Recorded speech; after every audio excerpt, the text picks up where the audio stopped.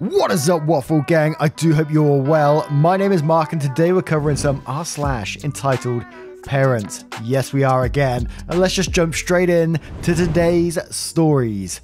Much love, guys. Now, the first story comes from a name I just can't pronounce.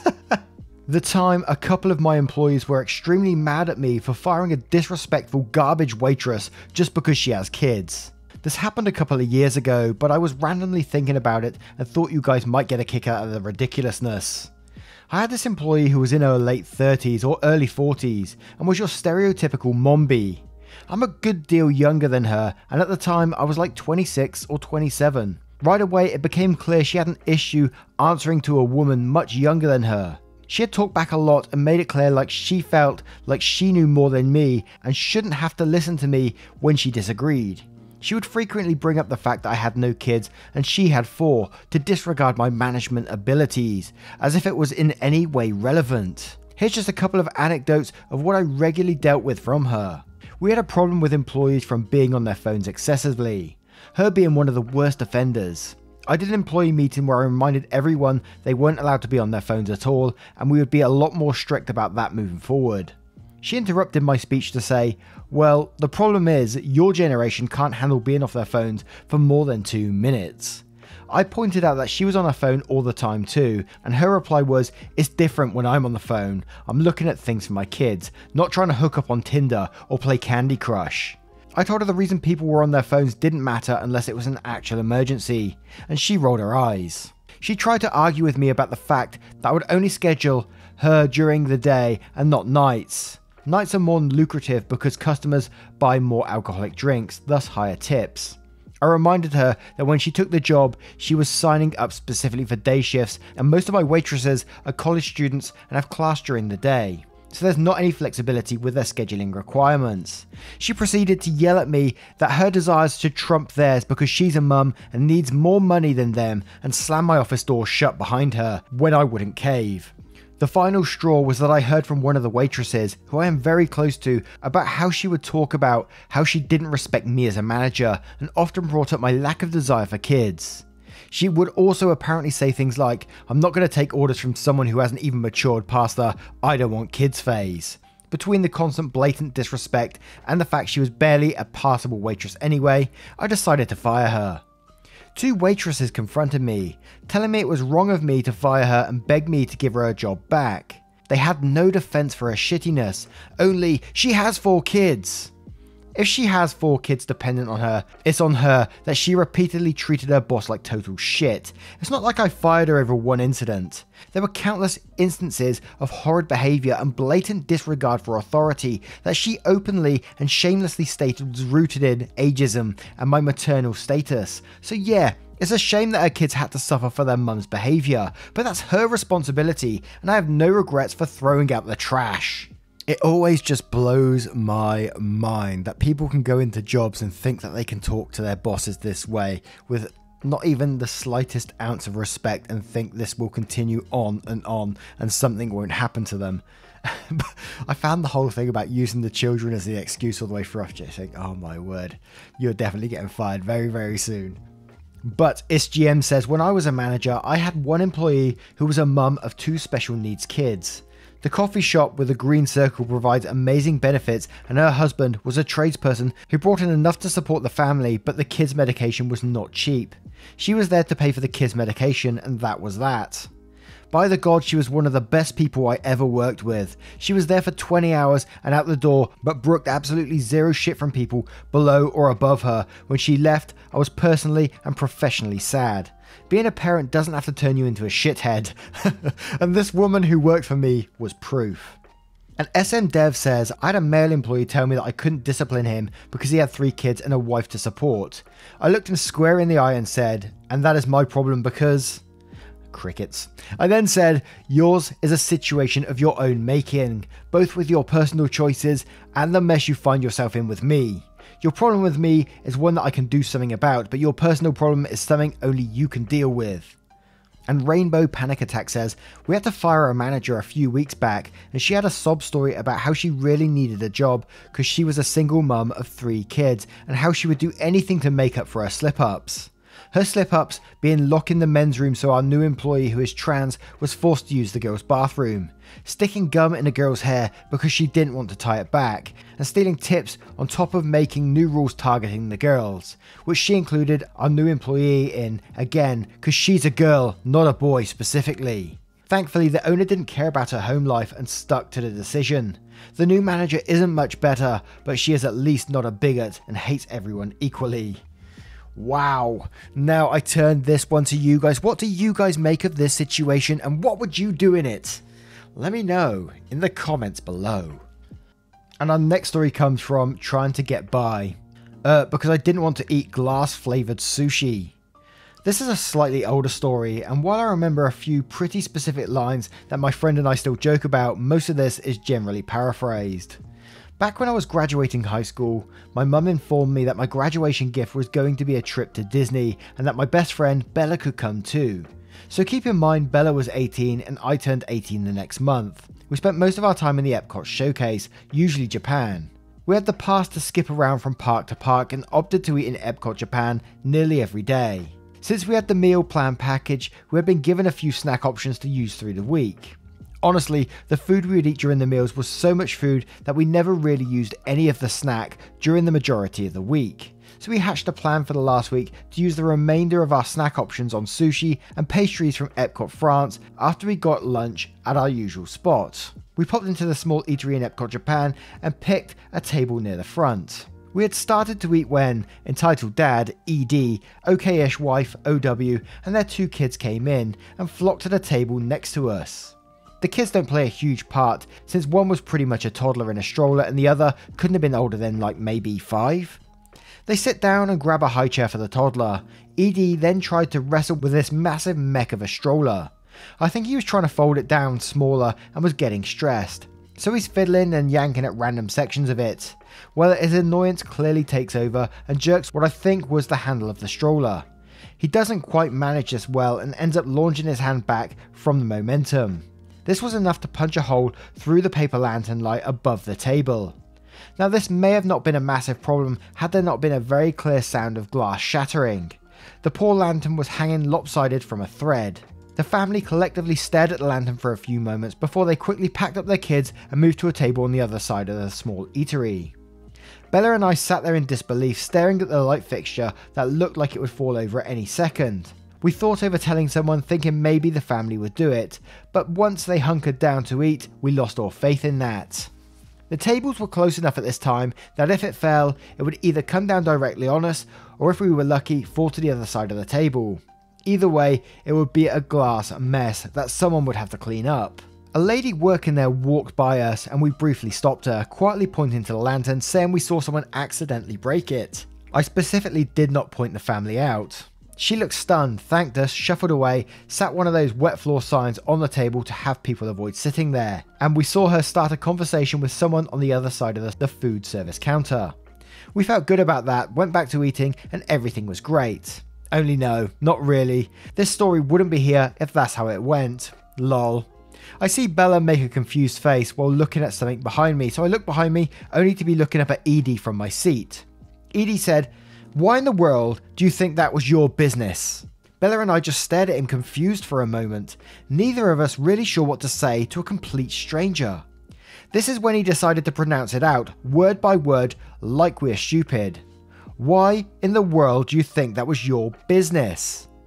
I said, "I heard you the first time. It's not like I mentioned you're the one who did it." I thought that maybe this is what he was concerned about, since maybe he thought he may need to pay for it or something.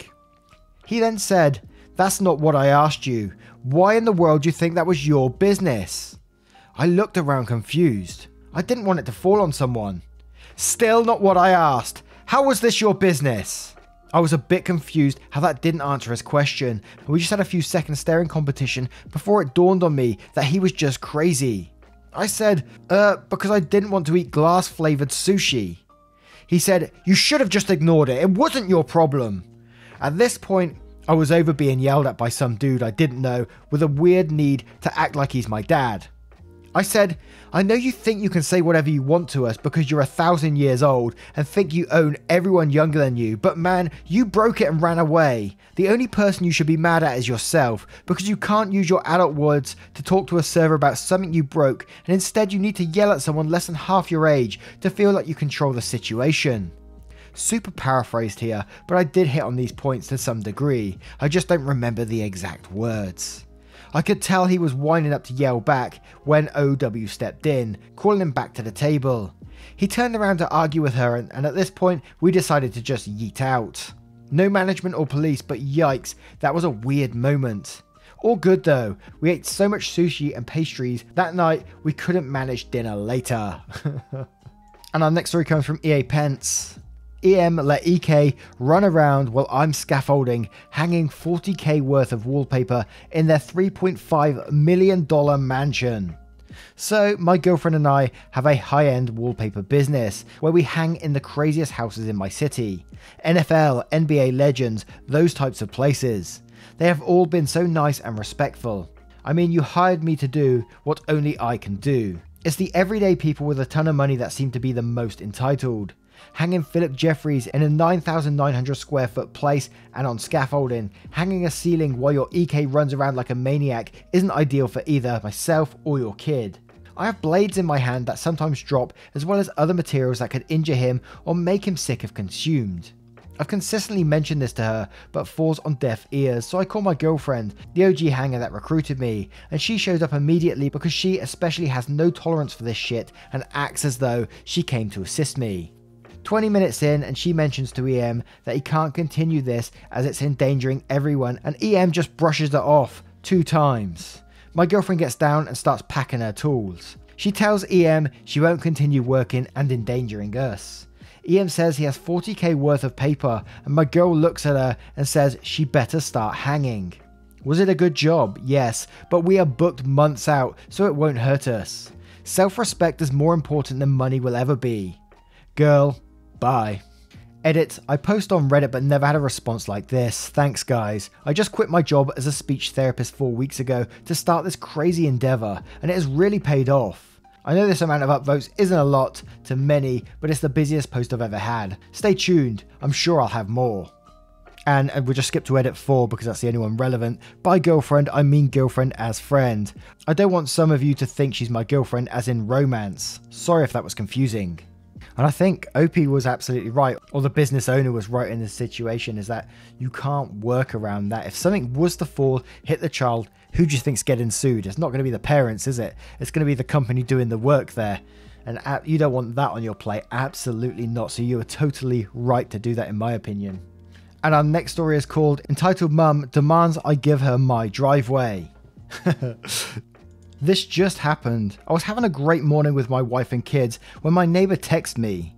We had never spoken in the 6 to 7 years that we have lived here, and she has always given me and my family dirty looks. This never bothered me, but it always bothered my wife. We never knew why she did this, but today we found out. Side note, her husband seems like a decent guy who just acts like he is defeated by his wife. The few times that I've spoken to him, the conversation has always gotten cut short because his wife needed him for something. My house has a very long driveway. The driveway leads up a hill to my house at the top. The bottom quarter of the driveway is shared by my 2 neighbours. They have to drive up to get into their garages. My side of the yard looks over one of the neighbour's backyard, while my backyard overlooks the other's backyard. My pool is in my backyard. I'm posting the text conversation that just took place.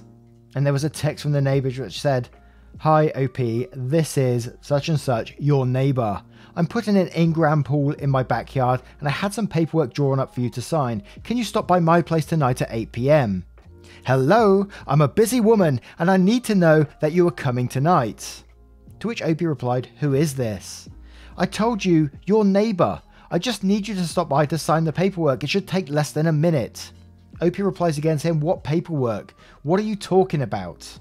"I'm having a pool built in my backyard and I need you to sign some paperwork. The worker said that he couldn't build it in the ground because of your driveway or something like that." OP replies, "What does my driveway have to do with anything? If you want to build a pool, go ahead, I don't care." "Great, so I'll see you at 8 PM to sign the paperwork." No, you're not. I'm not signing any paperwork. I don't know what it's for, and to be honest, I don't really care. I've lived here for years. You've never said more than 2 words to me, and now you want me to sign some papers. Not gonna happen. Also, what does my driveway have to do with your pool? She replies, don't be selfish. You have a pool with a waterfall for your kids, but you don't want me to have a pool for mine. Stop being a selfish prick. I'll see you at 8. What the fuck? Who even are you? I'm done with this conversation. Goodbye. To which they reply again, I don't think so. I need your driveway to build my pool. Why do you need such a big driveway anyway? You can park on the street and walk up to your house. Stop being selfish. I need this pool for my kids. Wait, are you seriously asking me to sign away my driveway? What the actual fuck is wrong with you? Well, like I said, you don't need such a big driveway. You're being selfish and wasteful. You can park on the street and walk. It's not a big deal. Lady, you are crazy. I don't even know you. Regardless, did you really think I was going to sign papers a stranger hands to me without reading them? Don't you dare call me crazy, and we are not strangers, we are neighbours. How did you even get my number? My husband has your business card. Don't try to change the subject. You will sign the papers or I will sue you. To which OP laughs several times. What's so funny? And laughs again. Stop it now. You will regret this. Are you the neighbour who keeps stealing my Amazon packages? I never stole anything in my life. Well, I have 2 neighbours. I know them pretty well, so I think it's safe to assume that you're the crazy lady who has never said a word to me. Yeah, you've been stealing my packages. Fuck off. Don't you dare speak to me in that way. Do you know who my husband is? Do you know what he can do to you? If someone delivers a package to my house, then it's legally is mine. That's not stealing. No, you are wrong, and your husband seems like a nice guy. I don't think he would like that you are demanding that I give you my driveway so you can build a pool. You don't need your driveway. Stop being a selfish piece of shit, you fucking baby. If you don't, I will fucking end you. Yeah, no. What? Yes or no? I'll give you 2 letters. N-O. Fuck you and your family. Your kids are fucking who deserve to die. Okay, I'm calling the cops. Goodbye. You're calling the cops? I'm going to call them first, and they're going to side with me because I did nothing wrong, and you are a piece of shit. Okay, call them and let's sort this out. I already did. They're going to make you sign, and I'm not only going to take your driveway, but I'm going to take your house. You and your kids will be homeless. You fucked with the wrong person. Wow, real classy, Karen. My name is not Karen. What kind of idiot are you? Answer me now. Basically, she wants me to give her my driveway so she can build an in-ground pool for her kids.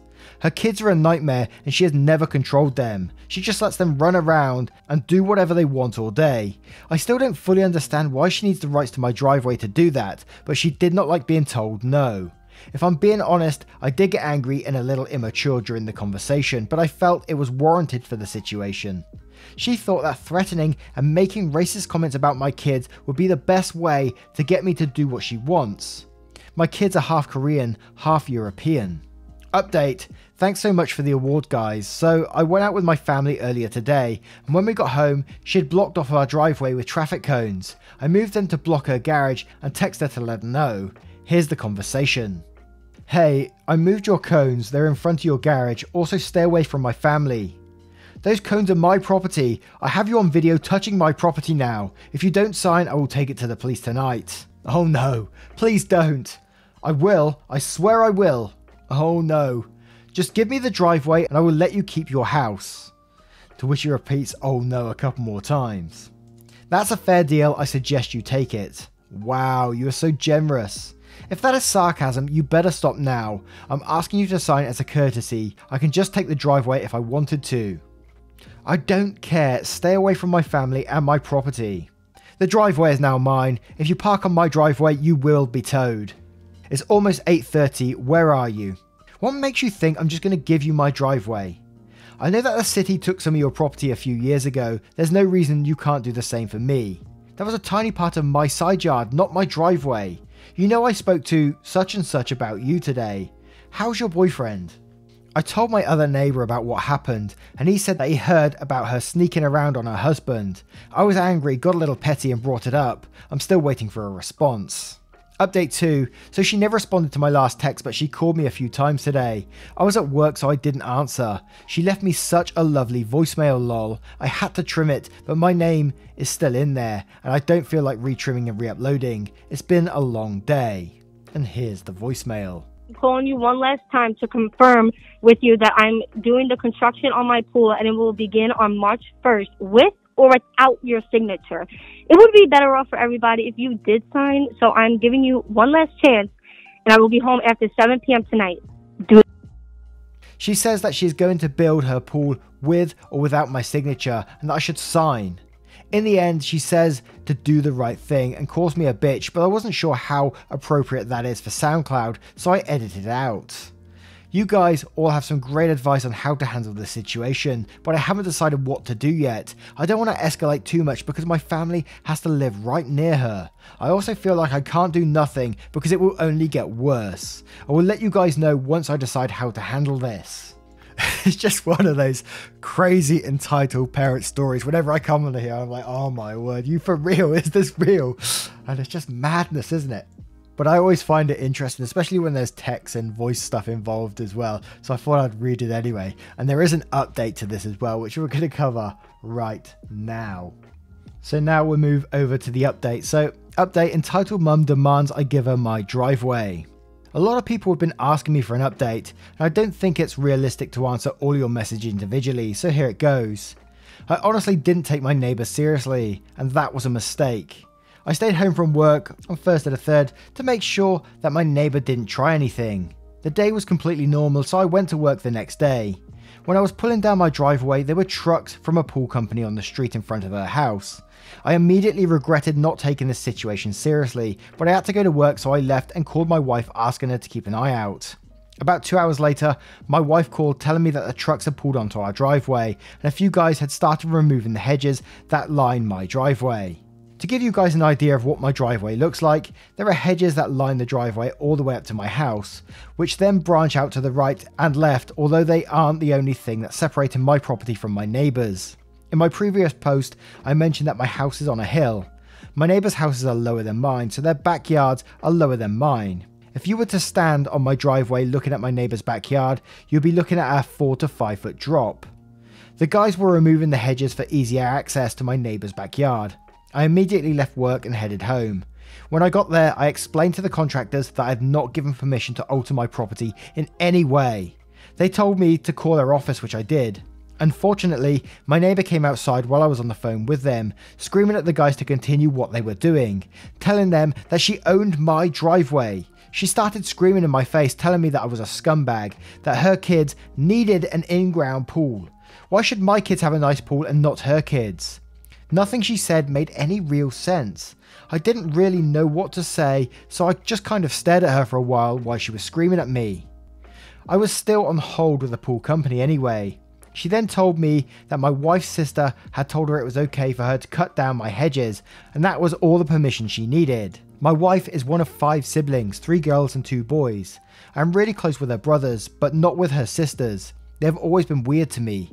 The oldest sister straight up called me an effing racial slur once a few years back. To be fair, we were in a pretty heated argument, and the younger sister was never openly hostile towards me, but has been mooching off me for the last 10 years and flips out on my wife if we ever say no to her.